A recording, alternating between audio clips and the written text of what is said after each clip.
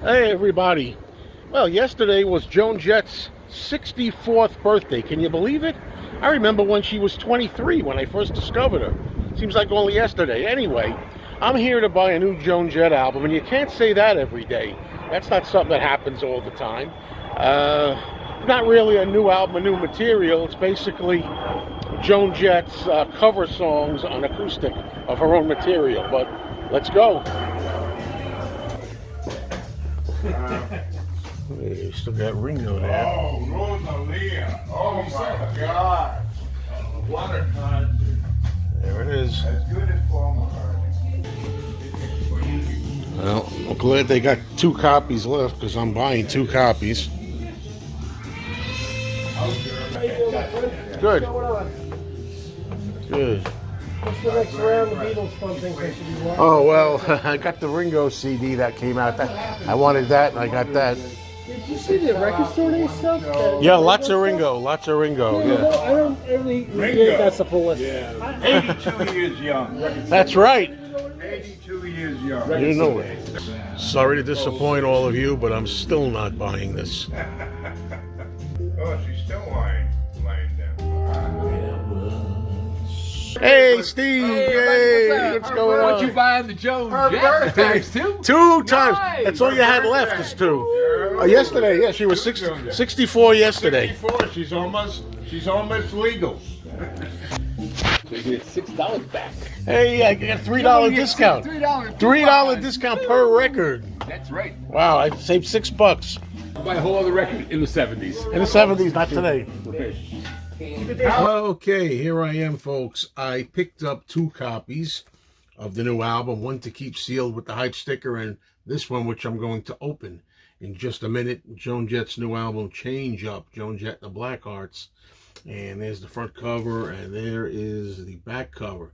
Now, the first thing that I was very, very surprised to see here, very happy, was back on Record Store Day, Joan issued this album called Acoustics, and it only had 8 tracks on it.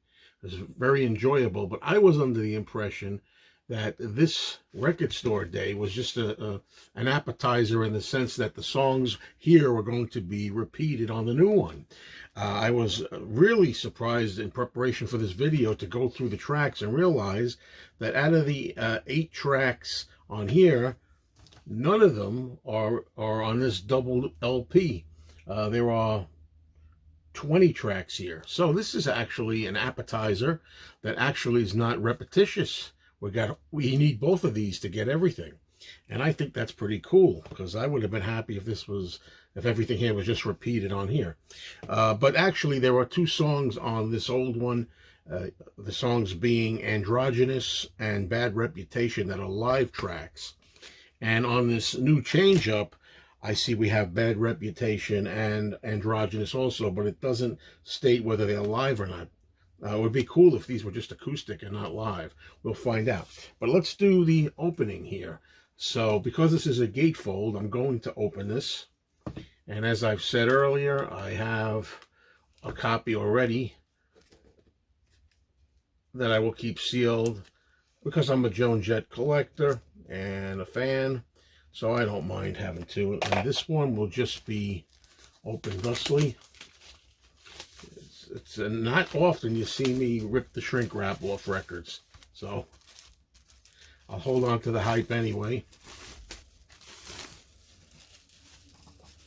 Okay, there it is.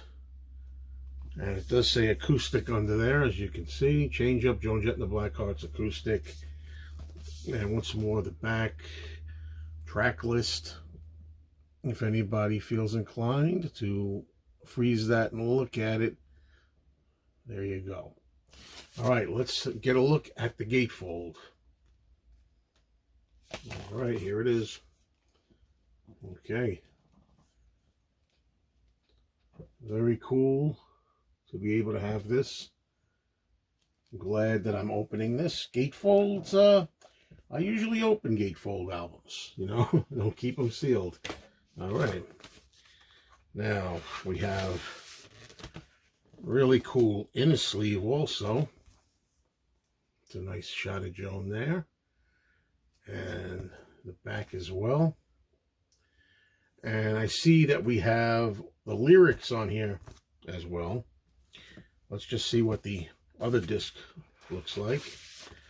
The other disc, okay, has lyrics also on the inner sleeve. And let's see what the actual records look like before I give them a spin. Top loader. Okay. And I should mention that this is Blackhearts Records, Joan's label, you know. And I tried to get a compact disc. I thought my local store would have a compact disc. They're not available. He looked on the computer. Supposedly, you're not going to find these in stores, at least not yet. I don't know the deal. I know you can get them at Joan's site, personal site. So let's give this a spin, and I'll be back to tell you what I think of all four sides. Well, first criticism, not happy to say that the record is warped. It should sound fine. Here we go. I mean, this is what happens when you get new records, right? They don't make them like they used to. Okay, the records are over, and I had a fantastic time, let me tell you.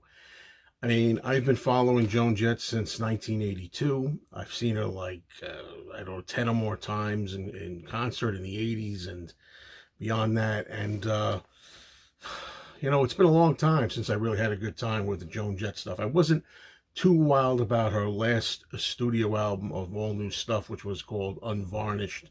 That was either in 2013 or 2014. But this was really, really a good time. Now, first, let me tell you, you saw the record was warped, unfortunately, record one. It's funny, when I flipped that record over, side two didn't really warp. It was only side one. I don't know how that works, but that's the way it was. And then the second disc was pretty good. It wasn't perfect, the second disc, but it wasn't as warpy as the first. And either way, the sound was fine, you know, and it didn't affect play at all, and I had a good time. Now, of course, this is acoustic numbers. This is stripped down Joan, and boy, I have to tell you, folks, with some of these songs, I was getting teary-eyed and emotional at times, and I don't know if that was just for nostalgia of me having bought these albums when they were new and the studio recordings and sentimentality on my part, or what, or just the emotion of it, just the strength of these, because there's new life to a lot of these songs. I'm not going to go through every one of them. There are 20 tracks here, and of the 20 tracks, I just want to tell people who think that Joan is just the queen of the covers. True, Joan's hits, a lot of them, most of them, are cover songs, but there are 17 of the 20 tracks here written by Joan, either by herself or with Kenny Laguna or other people, combinations. So Joan wrote like 17 of the 20 songs. Now, I just want to say to start out with, like, the first song I heard was Long Time, which was off the I think the Glorious Results of a Misspent Youth album. But first thing I noticed, not just about this, but about all the songs here, is you can really make out the words. You know, sometimes when you hear the rock and it's like kind of heavy guitars and maybe a little bit of muffling of the voice, I don't know, you don't always pick up all the lyrics. So the whole time that I was listening to these, I was reading along with the lyrics, you know, which helped. Really, really happy these are included, but I knew most of the lyrics anyway. But Joan seems to enunciate a lot of these words more. You can really hear maybe a phrase now and then that you didn't recognize when you heard it on the original album. So yeah, you know, a song like Long Time, for example, which is just an album track back in 1984, it sounds almost more legitimate. A lot of these songs, almost all the songs, become more legitimate, more real songs with melodies, not just some quickly dashed off rock thing, you know, for just to make a rock tune. You know, that's what I notice. A lot of them have more personality in the songs because they're done intimately like this, you know, very intimately with acoustic. So I really, really like them. I mean, I could go through different examples. A Victim of Circumstance, in particular, that is like a different arrangement here. Very enjoyable, gives a different character to the song even, you know. Love is Pain. Now, Love is Pain is a song that Joan wrote by herself. It's one of her signature tunes. Love is Pain is very powerful on the I Love Rock and Roll album. You know, it's really rock. It's heavy. And I thought, well, how is that going to translate when you do it on acoustic? But I got to tell you, uh, I didn't think it was going to be this strong, but it was strong. In fact, it came across on this new album, a CHANGEUP, maybe even more biting and merciless, the feel of it. Yeah, I really had a good time. What else can I say here? I made a few notes. I should mention that I mentioned earlier Bad Reputation and Androgynous. They're also different here. They're just acoustic numbers, whereas on the other album that was done for Record Store Day and had 8 tracks on it, those are live over there. These are acoustic. So you're getting all different tracks here, other than the other one that came out for Record Store Day, the acoustics album that came out first. All right, there are 3 tracks on here that come from the Unvarnished album. As I said, it's not one of my favorite albums from Joan, although I do like 2 or 3 songs a lot on the Unvarnished album. But she included Soulmates to Strangers. She included Make It Back and Fragile. I'm not really wild about those 3 songs here, but I gotta say, Make It Back was the most enjoyable of those 3 to me. And if I'm not wrong about this, I think it was a song that Joan wrote about the experience of Hurricane Sandy that happened years ago. And that one really benefited from this arrangement. Even though I'm not wild about those 3, Make It Back spoke to me. It was a lot more powerful here, I thought, than it was on the Unvarnished album. Now, also I noticed that at least twice when the lyrics originally had the word teenage in the lyrics, Joan omitted that word and used something else. For example, in Cherry Bomb, which is like probably almost as early Joan as you can get, possibly, I think, which she wrote along with Kim Fowley. You know, there's lyrics in there that say, bad nights causing teenage blues. And she just put, bad nights are causing me the blues. You know, little things like that. And there was one other song. But I really, really had a terrific time with this. The time just went by. Such a good mood, such a personal feeling to these. And again, I can't emphasize enough that somehow it makes the songs more legitimate. I don't mean that as an insult to the originals, but it just makes them sound like they're not just some like, oh, let's knock off some rock and roll up-tempo numbers or otherwise just to make a rock album of Joan Jett. No, let's not do that. No, this here just makes them feel like better melodies. There's really melodies to these songs, you know. I had a great time, and this album, CHANGEUP by Joan Jett and the Blackhearts, definitely one of my favorites in her entire catalog, going back to the beginning.